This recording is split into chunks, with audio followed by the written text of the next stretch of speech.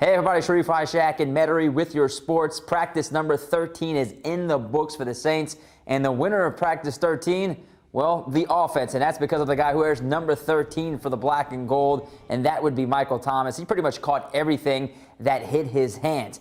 Now, as for the defense, Sean Payton continues to talk about his team needing to improve their tackling after their win over the Jacksonville Jaguars Thursday night.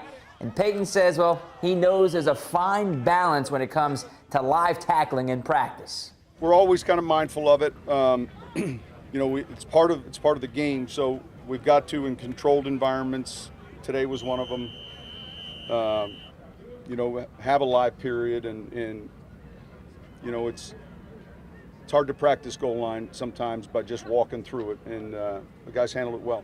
The Saints have one less player in their secondary. According to multiple reports, the team waived cornerback Devontae Harris. This comes after struggling in the preseason game against the Jags, where he had 2 coverage penalties. Harris joined the team as an undrafted rookie in 2016, where he appeared in 10 games, and last season the 25-year-old played in 11 games. All right, it's time for your plays of the day from practice number 13. Team drills. Drew Brees with a nice pocket fires it down the field to no other than Michael Thomas, who beats Marshawn Lattimore.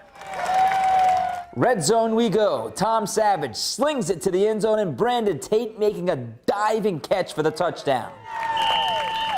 Staying with the red zone drills, Savage looking for another score, going back to Tate, but Arthur Millette knocks it away at the last second. All right, joining me now is Gus Kattengell from ESPN New Orleans. Gus, practice number 13. Not the defense seizing the day, the offense instead. Right. It's finally starting to see the offense kind of turn things around, and it starts with the quarterback play. It was easily one of you're starting to see Drew Brees kind of get into Drew Brees mode, regular season mode, extensive team periods where he was getting a lot of the snaps and making the plays, finding Michael Thomas, which we'll get to in a quick second, in the back of the end zone, but also Tom Savage with a very nice pass to Brandon Tate, threading the needle. You're starting to see he kind of starting to get more and more familiar with the offense. And Taysom Hill continues to show signs of growth. And I think that's what you want from your quarterbacks. But again, it's always nice when you got Michael Thomas that you can go throw that ball to. Staying with the theme of offense, they need someone to replace Mark Ingram those first 4 games, a guy you really like and continues to shine, Jonathan Williams. Jonathan Williams. The thing is, you go back to that Jacksonville game and you see what you're going to miss with Mark Ingram, right? He's just solid, he's steady, he can pass block, do all those things.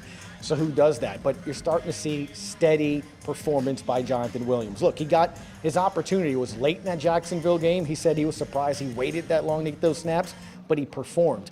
And then you come back to practice, the first padded practice this weekend in front of the fans, and there he is, running steady, making the cuts, and he just looks quicker and faster, like he knows the offense a little bit better and everything. Maybe the fact that his running backs coach was his running backs coach in Arkansas gives him that heads up. Sean Payton not really happy with the team's tackling in the game against Jacksonville, but when you watch them in practice, the defensive line, they're really getting the job done. They're very deep there. See Trey Henderson with an interception. See a lot of other plays from other defensive linemen. They're deep. Yeah, look, you go back to that Jacksonville game, and Sean Payton, I love the attitude, right? They were terrible. They were garbage. People were getting their food, and they're already down 130-something yards and 10 first downs.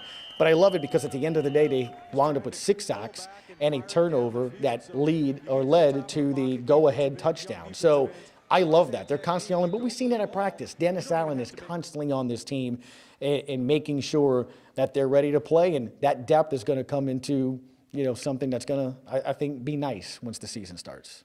All right, he is Gus Kattengell from ESPN New Orleans in Metairie. Sharief Ishaq, WDSU News.